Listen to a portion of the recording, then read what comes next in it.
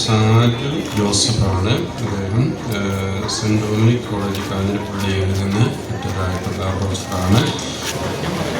പിതാവിൻ്റെയും പുത്രൻ്റെയും പരിശുദ്ധാത്മാവിൻ്റെയും നാമത്തിൽ ആമേൻ. സ്നേഹ ബഹുമാന്യനായ വികാരിയച്ഛൻ ജോർജ് ചുളനാലച്ച, അസിസ്റ്റന്റ് വികാരി ബഹുമാനപ്പെട്ട വെട്ടുകലയിലച്ച, നമ്മുടെ സെൻറ്റ് ജോസഫ്സ് ലാറ്റിൻ പള്ളിയിലെ ബഹുമാന്യനായ വികാരിയച്ഛൻ സേവ്യർ മാമൂട്ടിലച്ച, ജോസഫ് വടക്കേമംഗലത്ത് അച്ച, സ്നേഹബഹുമാന്യരായ സമീപ ഇടവകളിലെ മറ്റ് വൈദികരെ, ബഹുമാനപ്പെട്ട ഡീക്കൻ, ബഹുമാനപ്പെട്ട സിസ്റ്റേഴ്സ്, ബഹുമാനപ്പെട്ട വ്യാപാരി വ്യവസായി സുഹൃത്തുക്കളെ, ഏറ്റവും പ്രിയപ്പെട്ട വിശ്വാസികളെ, ഈ നാട്ടിലെ നല്ലവരായ നാട്ടുകാരെ, സുഹൃത്തുക്കളെ, എല്ലാവരും വളരെ ഭക്തിസാന്ദ്രമായ ഒരു തിരുനാൾ പ്രദക്ഷിണത്തിന് ശേഷം ദൈവാനുഗ്രഹപൂരിതരായിട്ട് ഇവിടെ ആയിരിക്കുകയാണ്. നിങ്ങൾക്ക് ഏവർക്കും പരിശുദ്ധ കന്യകാ മാതാവിൻ്റെ അമലോത്ഭവ തിരുനാളിൻ്റെ ആശംസകൾ, മംഗളങ്ങൾ ഞാൻ ഹൃദയപൂർവ്വം നേരുകയാണ്. അമലോത്ഭവം എന്ന വാക്കിൻ്റെ അർത്ഥം ജന്മപാപമില്ലാതെ ഉത്ഭവിച്ചത് എന്നാണ്.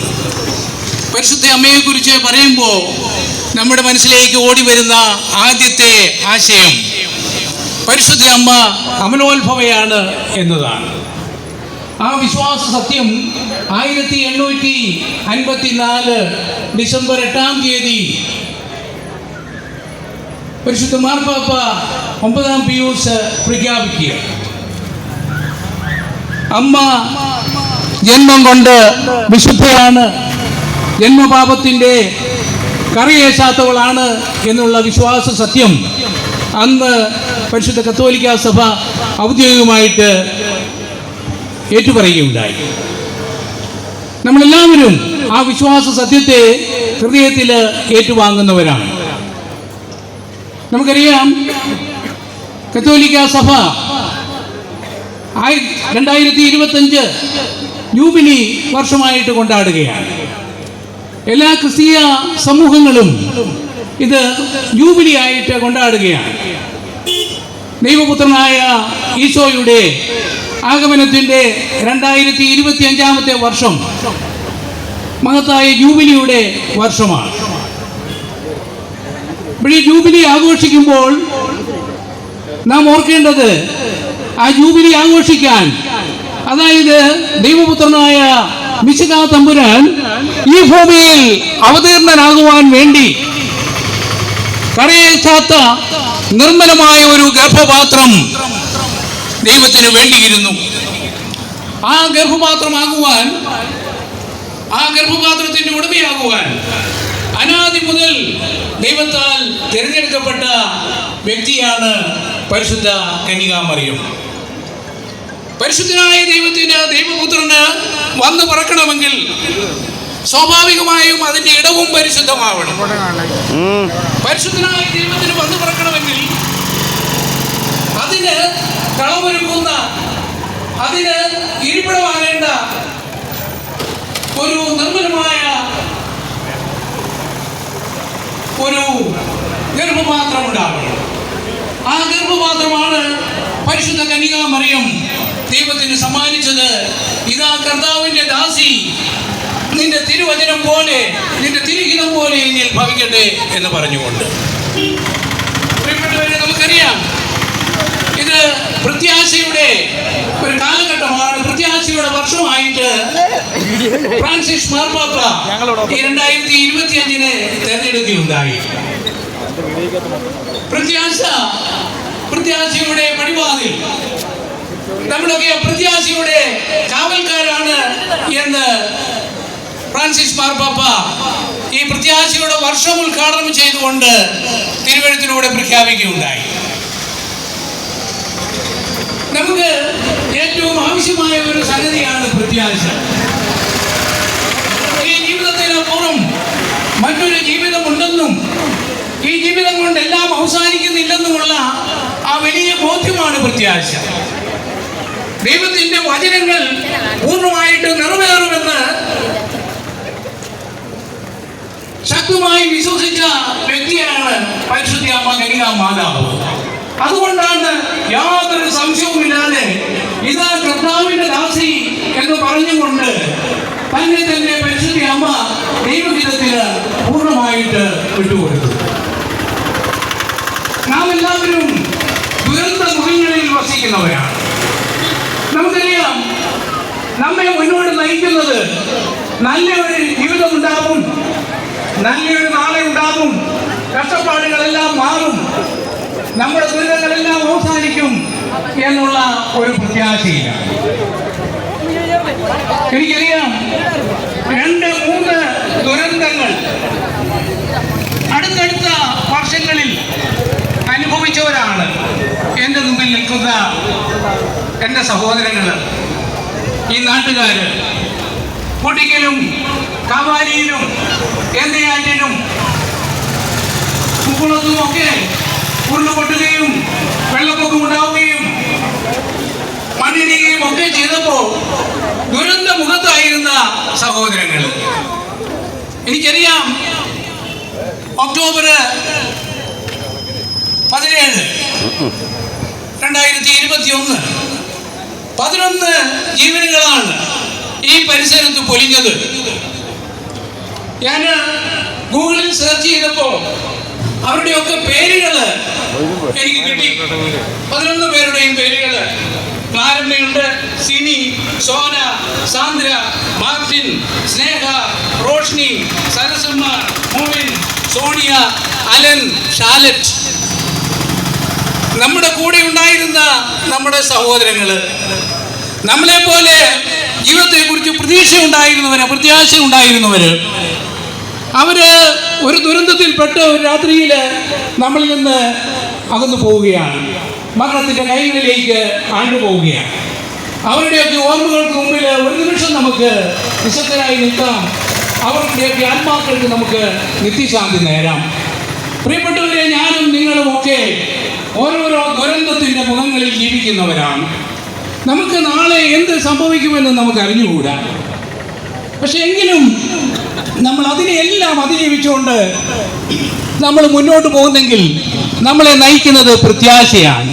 ഈ പ്രത്യാശ എന്നുള്ളത് നമുക്ക് ജീവിക്കാനുള്ള ആഗ്രഹം തരുന്ന, നമ്മുടെ ജീവിതത്തിന് നിറം പകരുന്ന ഒരു വലിയ ദൈവിക പുണ്യമാണ്. ഈ പ്രത്യാശ വരുന്നതാവട്ടെ, എന്തെല്ലാം ദുരന്തങ്ങൾ ഉണ്ടായാലും അതൊക്കെ എൻ്റെ ദൈവം എനിക്ക് നന്മയ്ക്കായിട്ട് പരിണമിപ്പിക്കും എന്നുള്ള ഉത്തമ ബോധ്യത്തിലാണ്. അതുകൊണ്ട് തന്നെ പ്രത്യാശ എന്ന് പറയുന്ന ഈ ബോധ്യം കേവലം ക്രിസ്ത്യാനിക്ക് മാത്രമുള്ള ഒന്നല്ല. എനിക്കറിയാം, ഈ പ്രദക്ഷിണത്തില്, ഈ തിരുനാൾ പ്രദക്ഷിണത്തിലെ പങ്കെടുക്കുന്നവർ ക്രിസ്ത്യാനികൾ മാത്രമല്ല. ഇവിടെ ഹൈന്ദവ സഹോദരന്മാരുണ്ട്, മുസ്ലിം സഹോദരന്മാരുണ്ട്, നാനാജാതി മതസ്ഥരുണ്ട്. അവർക്കൊക്കെ ഒരു പ്രത്യാശയുണ്ട്. അവരൊക്കെ വിശ്വസിക്കുന്ന മതത്തില്, അവരൊക്കെ വിശ്വാസം വയ്ക്കുന്ന ദൈവത്തില്, ആ ദൈവവചനം ഉൾക്കൊള്ളുന്ന വിശുദ്ധ ഗ്രന്ഥത്തിൽ പറഞ്ഞതൊക്കെ നിറവേറ്റപ്പെടും. പ്രവാചകന്മാർ പറഞ്ഞ വാക്കുകൾ നിറവേറ്റപ്പെടും. ദൈവവചനം നിറവേറപ്പെടും. അതൊന്നും വ്യതാവിലാവില്ല, വ്യക്തമാവില്ല എന്നുള്ള ആ ഒരു ബോധ്യം, അതാണ് പ്രത്യാശ. ആ പ്രത്യാശയില്ലെങ്കിൽ ജീവിതം വെറും ശൂന്യമാണ്. നമ്മളൊക്കെ എന്തുകൊണ്ടാണ് ഇവിടെ ജീവിച്ചു പോകുന്നത്?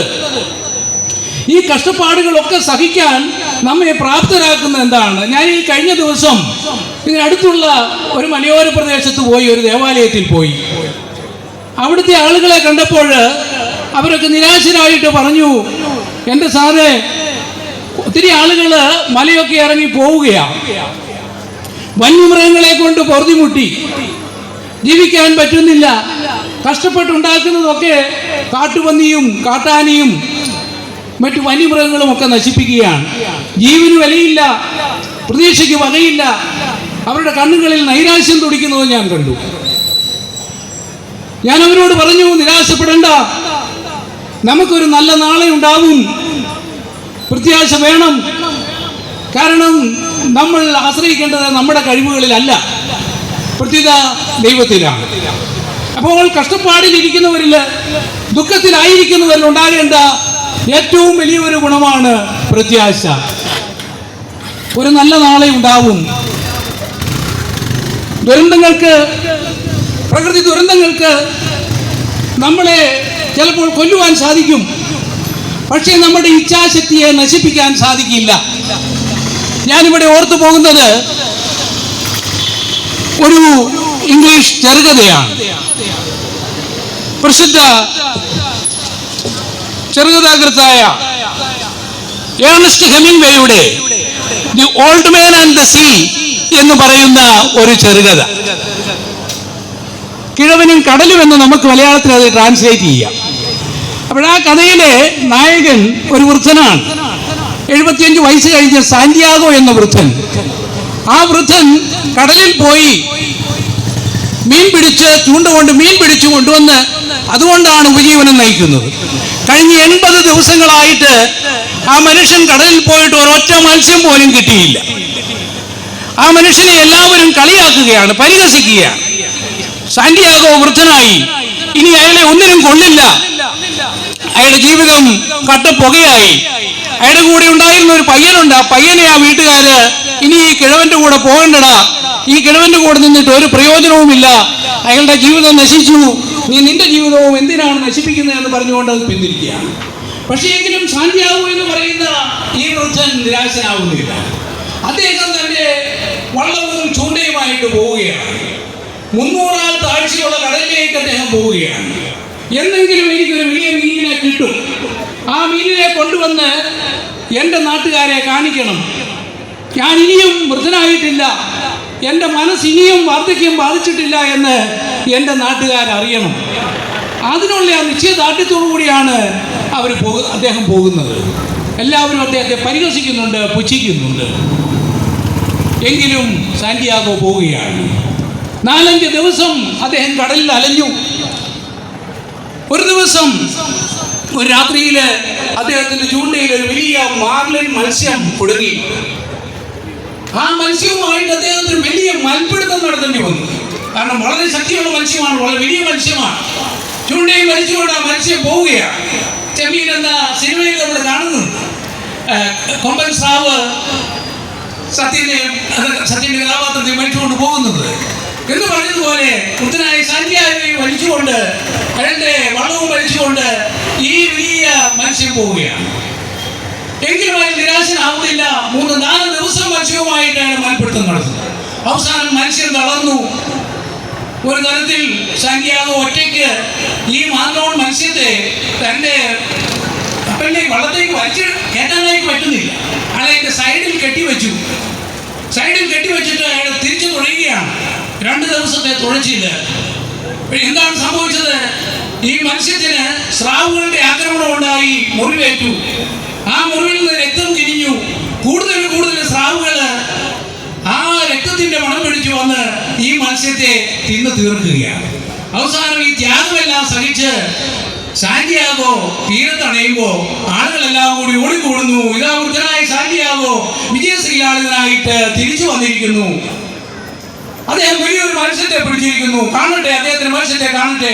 അവരെല്ലാം കൂടി ആ വള്ളം ഉയർത്തി അതിന്റെ സൈഡിൽ നോക്കിയപ്പോ കാണുന്നത് ഒരു വലിയ മത്സ്യമാണ്. പക്ഷേ മത്സ്യം പൂർണ്ണമല്ല, മത്സ്യത്തിന്റെ സ്കെലറ്റൻ മാത്രമാണ്, എല്ലും മുള്ളും മാത്രമാണ്. എല്ലും മുള്ളും കണ്ടിട്ട് അവർക്ക് മനസ്സിലായി വലിയ മത്സ്യമാണ്, ഇതുവരെ ഇവിടെ പിടിച്ചതിൽ ഏറ്റവും വലിയ മത്സ്യമാണ്. പക്ഷെ എന്ത് ഫലം? അയാളുടെ ത്യാഗമെല്ലാം നിഷ്ഫലമായി. വൃദ്ധനായ സാന്റിയാഗോ ആത്മകഥനം ചെയ്യുകയാണ്. ഇല്ല, ഈ ദുരന്തങ്ങൾക്ക് എന്നെ കൊല്ലുവാൻ കഴിയുമായിരിക്കാം, പക്ഷേ എന്റെ ഇച്ഛാശക്തിയെ നശിപ്പിക്കാൻ സാധിക്കില്ല. നാളെയും ഞാൻ കടലിൽ പോകും, നാളെയും ഞാൻ മീനിന് വേണ്ടി പരന്നും, നാളെയും ഞാൻ മീനുമായിട്ട് മല്ലടിക്കും, നാളെ എനിക്ക് വിജയമുണ്ടാവും. നോക്കൂ പ്രിയപ്പെട്ടവരെ, 75 വയസ്സുള്ള ഈ മനുഷ്യന്റെ പ്രത്യാശ എല്ലാം നഷ്ടമായിട്ടില്ല. ഒരു നല്ല നാളെയുണ്ട്, മാറ്റത്തിന്റെ ഒരു നല്ല നാളെയുണ്ട്. അത് പുലരും. അത് യാഥാർത്ഥ്യമാകുമെന്നുള്ള ഈ പ്രത്യാശയാണ് നമ്മളെ മുന്നോട്ട് നയിക്കേണ്ടത്. പ്രത്യാശ ഏറ്റവും സജീവമായിട്ട് വേണ്ടത് ദുരന്ത മുഖങ്ങളിൽ ആയിരിക്കുന്നവരാണ്. പ്രിയപ്പെട്ടവരെ, നമുക്ക് പ്രത്യാശയുള്ളവരാവാം. അവിടെ പ്രത്യാശയ്ക്ക് ഏറ്റവും വലിയ ഉദാഹരണമാണ് പരിശുദ്ധ അമ്മ. പരിശുദ്ധ അമ്മയോട് ദൈവദൂതൻ പറയുന്നു, നീ ഗർഭം ധരിച്ച ഒരു പുത്രനെ പ്രസവിക്കും,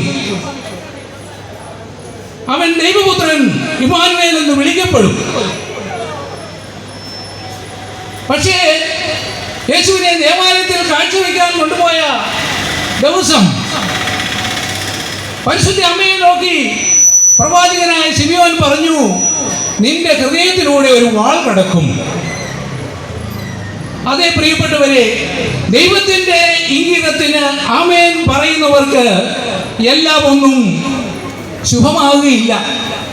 എല്ലാം ഒന്നും പ്രത്യക്ഷത്തിൽ ഭാഗ്യമായിട്ടോ നന്മയായിട്ടോ തോന്നുകയില്ല. പരിശുദ്ധ അമ്മ ആമേൻ പറഞ്ഞെങ്കിൽ പരിശുദ്ധ അമ്മയെ കാത്തിരുന്നത് വേദനകളും പ്രയാസങ്ങളും സഹനങ്ങളുമായിരുന്നു. കുരിശിന്റെ ചുവട്ടിൽ മകന്റെ തീവ്രമായ വേദനയെല്ലാം കണ്ടുകൊണ്ട് നിൽക്കുന്ന അമ്മ, അതുപോലെ തന്നെ മരിച്ച ആ മകനെ മടിയിൽ കിടത്തിയിരിക്കുന്ന അമ്മ പിയാത്ത എന്ന രൂപം നിങ്ങൾക്കറിയാമല്ലോ. എല്ലാ വേദനകളുടെയും ഒരു മകളുടെ ഉദാഹരണമാണ്. ഹൃദയത്തിൽ വാൾ കടന്നവളുടെ വേദന അമ്മ അനുഭവിച്ചിട്ടുണ്ട്. പക്ഷെ എങ്കിലും അമ്മ പ്രത്യാശ കൈവിടുന്നില്ല. ഇതാ കർത്താവിൻ്റെ ദാസി, നിന്റെ തിരുഹിതം പോലെ എന്നിൽ ഭവിക്കട്ടെ.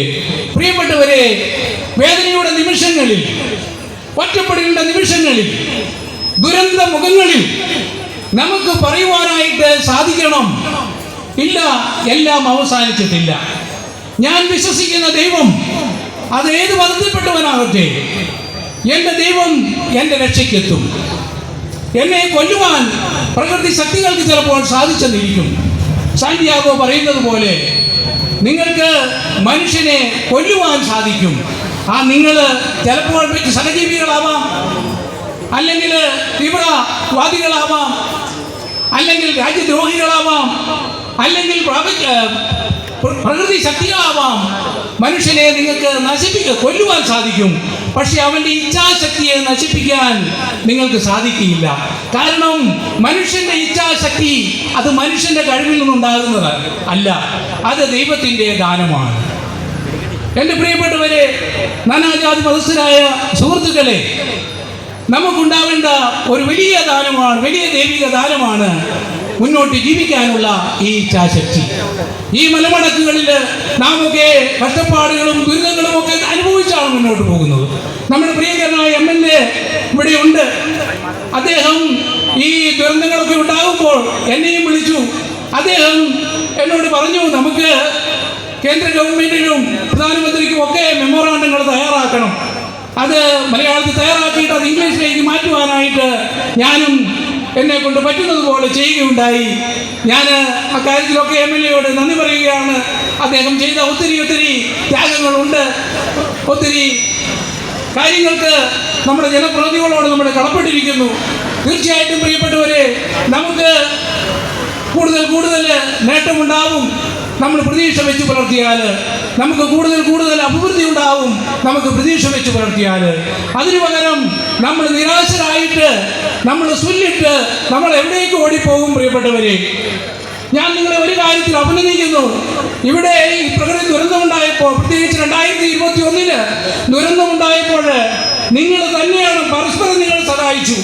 നിങ്ങളന്ന് ജാതിയോ മതമോ വർണ്ണമോ വർഗമോ നോക്കാതെ വേദനയിലായിരുന്ന നിങ്ങളുടെ സഹോദരങ്ങളെ നിങ്ങൾ മണിക്കൂറുകൾ കഴിഞ്ഞിരുന്നു. ഡോഗ് സ്ക്വാഡൊക്കെ വന്നപ്പോൾ മണിക്കൂറുകൾ കഴിഞ്ഞിരുന്നു. അപ്പോഴേക്കും നിങ്ങൾ ഈ ദുരന്ത നിവാരണത്തിന്റെ ഒരു നല്ല ഘട്ടം പൂർത്തിയാക്കിയിരുന്നു. നിങ്ങൾ ആരും അന്വേഷിച്ചില്ലല്ലോ ദുരന്തത്തിൽപ്പെട്ട ക്രിസ്ത്യാനിയാണോ, ഹിന്ദുവാണോ, മുസൽമാനാണോ എന്ന്. നമ്മുടെ എല്ലാവരുടെയും ചോര രക്തം ഒന്നാണ്. നമുക്കെല്ലാം ആ രക്തം തന്നത്, നമുക്കെല്ലാം ആ ഇച്ഛാശക്തി തന്നത്, നമുക്കെല്ലാം പ്രതീക്ഷ തരുന്നത് ഒരേ ഒരു ദൈവമാണ്, സർവശക്തനായ ദൈവം. ആ സർവശക്തനായ ദൈവത്തിന്റെ ഇംഗിതത്തിന് കീഴ്പ്പെട്ടുകൊണ്ട് ഇതാ കർത്താവിന്റെ ദാസൻ, ഇതാ കർത്താവിന്റെ ദാസി എന്ന് പറഞ്ഞുകൊണ്ട് ദൈവഹിതത്തിന് കീഴടങ്ങുമ്പോൾ നാം ഓരോരുത്തരും പ്രത്യാശയുള്ളവരായി മാറുകയാണ്. നമ്മൾ ഏത് ജാതിയിലും ഏത് മതത്തിലുംപ്പെട്ടവരാവട്ടെ, ദൈവത്തിന്റെ തിരുഹിതത്തിന് നമ്മെ തന്നെ വിട്ടുകൊടുക്കുക. ഇതാ കർത്താവിന്റെ ദാസൻ, ഇതാ കർത്താവിന്റെ ദാസി. പരിശുദ്ധ അമ്മ, പരിശുദ്ധ കന്യാമറിയം നമുക്ക് കാട്ടിത്തരുന്നത് അതാണ്. ദുഃഖങ്ങളുണ്ടാവാം, ദുരിതങ്ങളുണ്ടാവാം, ഹൃദയത്തിലൂടെ വാൾ കടക്കുമായിരിക്കാം, എങ്കിലും വിജയം നമ്മുടേതാണ്.